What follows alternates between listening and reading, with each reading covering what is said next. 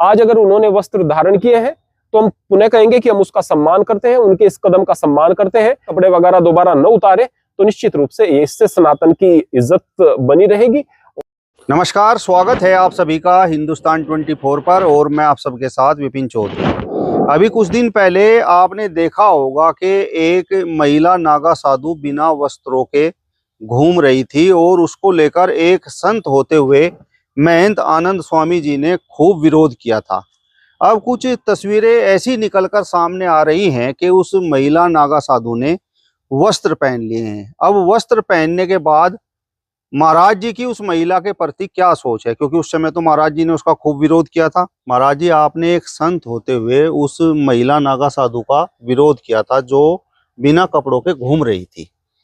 तो अब उस महिला नागा साधु की ऐसी तस्वीरें निकलकर सामने आई हैं जिसमें वो कपड़े पहने हुए हैं और उसने भगवा धारण कर रखा है।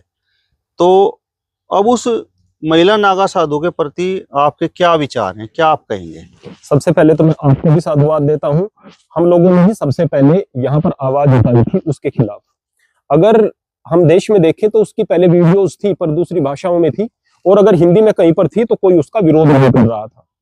हमने विरोध किया और हमारे विरोध का भी बहुत ज्यादा विरोध हुआ, लेकिन फिर भी बहुत सारे लोग यानी ज्यादातर लोग इस बात को सही मान रहे थे कि एक व्यक्ति को इस प्रकार से निर्वस्त्र नहीं घूमना चाहिए, आदमी को भी इस तरह से खुलेआम समाज में नहीं घूमना चाहिए। लेकिन अगर कोई स्त्री है या कोई ट्रांसजेंडर है तो फिर उसके लिए भी यह बहुत ज्यादा गलत है और इस चीज को सही हम बिल्कुल नहीं मान सकते, दूसरे लोग भी नहीं मान रहे थे। आज अगर हमारी आवाज कहीं तक पहुंची है, हमारे प्रयासों से या फिर आपके प्रयासों से या फिर लोगों के विरोध से या जैसे भी, आज अगर उन देवी ने कपड़ों को धारण किया है तो हमारे मन में उनके प्रति सम्मान का भाव है, उनके प्रति प्रेम का भाव है। हम परमात्मा से प्रार्थना करते हैं कि पहले जिसने जो भी गलती की उसकी गलतियों को परमात्मा जो है क्षमा कर देते हैं मालिक, अगर हम सच्चे हृदय से उनके सामने जाकर के क्षमा याचना करते हैं। आज अगर वह अपने उस वास्तविक स्वरूप में आई है जो गरिमा में स्वरूप होता है, हमारे यहाँ पर हमारे देश में पहले भी नागा साधु होती आई है और वो जो पहले नागा साधु होती थी वो हमेशा आज तक वस्त्र धारण करती आई है, थोड़े ही सही भगवा वस्त्र पहनती है और अपने अंगों को ढकती हुई आई है। आज अगर उसी परंपरा में वह देवी चली गई है तो हम उनको दिल से साधुवाद देते हैं, परमात्मा से प्रार्थना करते हैं परमात्मा सनातन की इज्जत को बचा करके रखे। हम आप लोगों को साधुवाद देते हैं जो लोग इन गलत चीजों का विरोध करते हैं और उस गलत चीजों का विरोध करने से चीजें सही हो जाती हैं। मैं सभी लोगों को पुनः साधुवाद देता हूं और उन देवी के लिए परमात्मा से कामना करता हूं, परमपिता परमात्मा की कृपा उन पर और हम सब पर बनी रहे। महाराज जी, हो सकता है कि उस महिला नागा साधु के दिमाग में ये बात हो कि जब बिना वस्त्रों के पुरुष नागा साधु बनकर घूम सकते हैं तो महिला बिना वस्त्रों के नागा साधु बनकर क्यों नहीं घूम सकती, क्योंकि देश में तो महिला और पुरुषों को समान अधिकार है। जी हाँ, मैं सबसे पहले तो प्रियवर आपको बता दूं कि जो पुरुष नागा साधु इस तरह से अगर गाड़ी में घूमते फिरते समाज में जाते, लोगों के घरों में जाते, हम उनका भी विरोध करते, डेफिनेटली उनका विरोध करते। और मैंने बार बार कहा है कि अगर पुरुष इस तरह से घूम रहे हैं खुलेआम तो वह भी गलत है। कोई कहीं जंगल में बैठा हुआ है, गुफाओं में बैठा हुआ है, अपने ध्यान में बैठा हुआ है, उनके बारे में हम कुछ नहीं कहेंगे, लेकिन यदि समाज में कोई इस तरह से घूम रहा है तो वह बिल्कुल गलत है। लेकिन मैं पुनः इस बात को कहूंगा कि यदि आप इस बात को कि हम कपड़े उतारने में पुरुषों की बराबरी करेंगे, इसमें अधिकार अपना समझ रही हैं, तो यह अधिकार बिल्कुल नहीं होता है, यह गलत चीजें हैं। कायदे में हम लोगों की अलग अलग मर्यादाएं हैं, अलग अलग प्रकार के शरीर हैं, अलग अलग प्रकार की हमारी जीवन शैली प्रकृति ने बनाई है। हम अगर कोई व्यक्ति ये कहे कि गाय और बैल दोनों का एक ही काम होना चाहिए, लिंग के फर्क से क्या फर्क पड़ता है, हम बैल का दूध निकालेंगे और गाय जो है उसको हम हल में जोतेंगे, तो दोनों काम सही प्रकार से नहीं हो सकते हैं। कायदे में प्रकृति ने सारी चीजें अलग अलग तरह से बनाई हैं।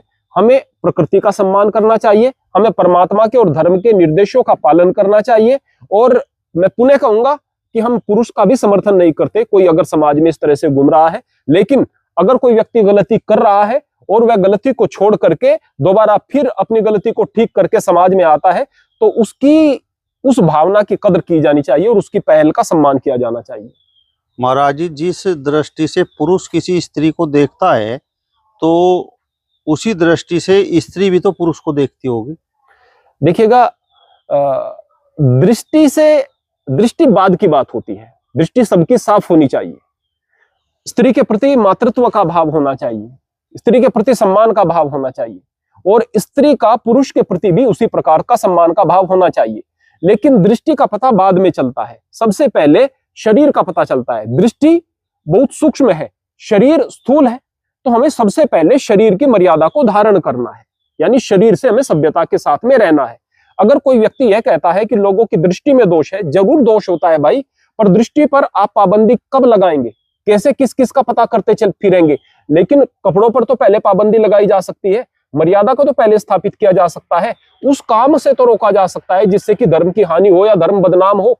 आप कहते रहिएगा कि हमारी दृष्टि साफ है, लेकिन लोग तो आपके धर्म के जो इस तरह के चित्र आएंगे, आपके धर्म गुरुओं के चित्र आएंगे, आपके साधुओं के और साध्वियों के चित्र आएंगे, उनको लोगों के सामने रख करके कहेंगे कि ये है सनातन धर्म, ये है हिंदू धर्म, तो उससे तो धर्म बदनाम होगा ना। तो हमें अनर्गल बात करने से पहले सबसे पहले मर्यादा, संस्कार और अपने धर्म की पवित्रता को भी दिमाग में रखना चाहिए। महाराज जी, स्त्री भी तो पुरुष में भाई देखती होगी, पिता देखती होगी, तो फिर वो कैसे किसी व्यक्ति को नंगे रूप में स्वीकार कर सकती है? हम कब कहते हैं? हमने तो एक बार भी नहीं कहा कि आप नंगे रूप में स्वीकार करो, हम कभी भी नहीं कहते हैं। हम यह कहते हैं कि जो नग्न रहने वाले लोग हैं भाई, वो समाज से अलग रहो ना, जिस तरह से रहते आए हैं। हमारे धर्म में कहाँ ऐसा होता था कि जो नागा साधु होते थे, कहाँ रहते थे वो समाज के बीच में? तो हम तो कभी भी, एक बार भी हमने कहीं पर ऐसा समर्थन नहीं किया कि पुरुष के लिए समर्थन है और स्त्री का विरोध है। हमने पुरुष का भी कभी समर्थन नहीं किया। अगर कोई इस तरह से रहता है तो वह कहीं जिस तरह गिरनार की गुफाओं में रहते हैं या फिर कहीं पर जंगलों में, पहाड़ों में चले जाते हैं, उस प्रकार रहें। और जैन साधु? मैंने पुनः इस बात को, मैं फिर से इस बात को कहूंगा कि आप जैन साधुओं की वीडियोस को देखिएगा। जब भी आप उनकी वीडियोस को देखेंगे तो वहां पर आपको जरा भी नंगापन उनका दिखाई दे जाए, चाहे सामने स्टेज दिखाई दे रहा है, निर्वस्त्र है, पर वो निर्वस्त्र दिखाई क्यों नहीं दे, चाहे वह किसी भी प्रकार से बैठे, उनका अपने नंगेपन को दिखाने का उद्देश्य नहीं रहता। जहां पर भी दिखाई देंगे, प्रवचन करते हुए दिखाई देंगे, ज्ञान बांटते हुए दिखाई देंगे। जहां पर आप नंगेपन का व्यापार कर रहे हैं, नंगेपन को दिखा रहे हैं, वो चीजें गलत हो जाती हैं। तो इस बात को समझना चाहिए। ज्ञान आपके पास कुछ है नहीं, इधर उधर के तंत्र मंत्र आप करते घूम रहे हैं, गंदगी को आप अपनाए हुए हैं, मुर्दे का मांस आप खा रहे हैं, लाश के साथ आप संभोग कर रहे हैं, इस तरह की चीजें भी होती हैं। तो ये चीजें गलत हुआ करती हैं भाई। आप सही प्रकार से मानवीय आचरण में यदि रहोगे तो जाकर के आप सही दिशा में है, वरना धर्म बदनाम होते हैं। हमारा धर्म कभी गंदगी का समर्थन नहीं करता, हमारा धर्म कभी भी मर्यादाओं से दूर रहने का समर्थन नहीं करता। मर्यादाओं को लोगों के सामने स्थापित करने के हजार उदाहरण यहाँ पर इस धर्म के अंदर है। अगर आप नई नई चीजें बता करके धर्म का स्वरूप लोगों के सामने रखोगे तो लोग कहेंगे कि यह है सनातन धर्म, और इस तरह के होते हैं इनके साधु इत्यादि।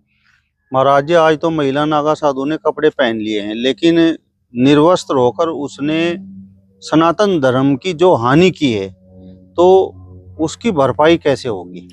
मैं फिर यही बात कहूंगा कि एक आदमी बड़ी गलती कर लेता है जब तक उसको गलती का एहसास कराने वाला कोई नहीं है, कोई दिक्कत की बात नहीं है भाई। लेकिन अगर एक बार कोई गलती का एहसास कराने वाला हो गया और उसको गलती का एहसास भी हो गया, उसने गलती ठीक भी कर ली, लेकिन उसके बाद फिर उसका कर्तव्य यह हो जाता है कि दोबारा इस तरह की गलती न करे। आज अगर उन्होंने वस्त्र धारण किए हैं तो हम पुनः कहेंगे कि हम उसका सम्मान करते हैं, उनके इस कदम का सम्मान करते हैं, लेकिन वह अपनी मर्यादा को बना करके रखे और दोबारा इस तरह के कृत्य न करे, कपड़े वगैरह दोबारा न उतारे। तो निश्चित रूप से इससे सनातन की इज्जत बनी रहेगी और सम्मान बना रहेगा। अपनी गलती को जो है उसके लिए क्षमा मांगना ये प्रत्येक व्यक्ति का अधिकार है। परमात्मा, परमपिता परमात्मा है, दयालु है, वह दया करने वाला है। रहा सवाल सनातन की हानि का, तो मैं पुनः यह बात कहना चाहूंगा कि सनातन का प्रतीक वह एक स्त्री नहीं है, उसका प्रतीक, सनातन का प्रतीक अगर बात करें, हमारे बड़े बड़े साधु हैं। वर्तमान में प्रेमानंद जी महाराज हैं, बहुत बड़े साधु हैं, जिस तरह से जीवन जी रहे हैं सभी लोग उनको पसंद कर रहे हैं। कृपालु जी महाराज थे जिन्होंने प्रेम मंदिर का निर्माण कराया। आप उनके यूट्यूब पर अगर वीडियोस को देखेंगे तो ज्ञान का सागर थे, बहुत बड़े विद्वान थे। हमारे बड़े बड़े साधु यहाँ पर आए हैं, होते आए हैं। स्वामी राम सुखदास जी महाराज ज्ञान का सागर थे, उन्होंने जो है एक श्रीमद् भगवद गीता पर साधक संजीवनी के नाम से ग्रंथ लिखा है, एक टीका लिखा है। एक बार पढ़ करके देखे व्यक्ति, पता चलेगा कि सनातन क्या है। तो सनातन का प्रतिनिधित्व कोई भी व्यक्ति उठकर नहीं कर सकता। हाँ, इससे बदनामी जरूर होती है कि कोई व्यक्ति अगर इस तरह से घूम रहा है तो दूसरे व्यक्तियों को बोलने का मौका मिलता है। मैं पुनः इस बात को कहूंगा, अगर कोई दूसरा व्यक्ति भी इस तरह के लोगों को सामने रख करके सनातन को प्रदर्शित करने का प्रयास करता है तो भाई आप लोगों के धर्म में भी बहुत सारी इस तरह की कमियां हैं। कोई आपको बदनाम करता फिरेगा, आप किसी को बदनाम करते फिरेंगे, इससे कुछ नहीं होने वाला है। सभी लोग सभी का सम्मान करें, सभी की भावनाओं का सम्मान करें। अगर कोई गलत है तो केवल उस व्यक्ति का जो है उसका विरोध करें, न कि पूरे धर्म का। क्या महिला नागा साधु ना समझ थी और उसे सनातन धर्म का ज्ञान नहीं था? प्रियवर, ना समझ तो हम सब लोग हैं। आप भी ना समझ हैं और हम भी ना समझ हैं, क्योंकि अगर हम बहुत समझदार होते तो मुक्ति मिल गई होती। हम यहाँ पर धरती पर हैं, हम इस नामुकम्मल संसार के अंदर हैं, हम इस अपूर्ण संसार के अंदर हैं। इनपरफेक्ट वर्ल्ड में अब परफेक्ट चीजें नहीं हो सकती हैं। अगर हम इनपरफेक्ट हैं, हमारे अंदर अपूर्णता है, तो जाहिर सी बात है समझ की कमी भी है।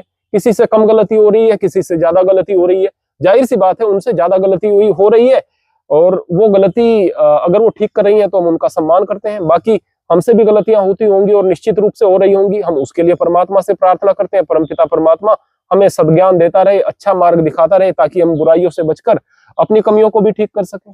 क्या उस महिला नागा साधु को अब सनातन अच्छी तरीके से समझ में आ गया है, या फिर उसने वस्त्र केवल इसलिए पहने हैं कि लोगों का दबाव था, लोग उसका विरोध कर रहे थे?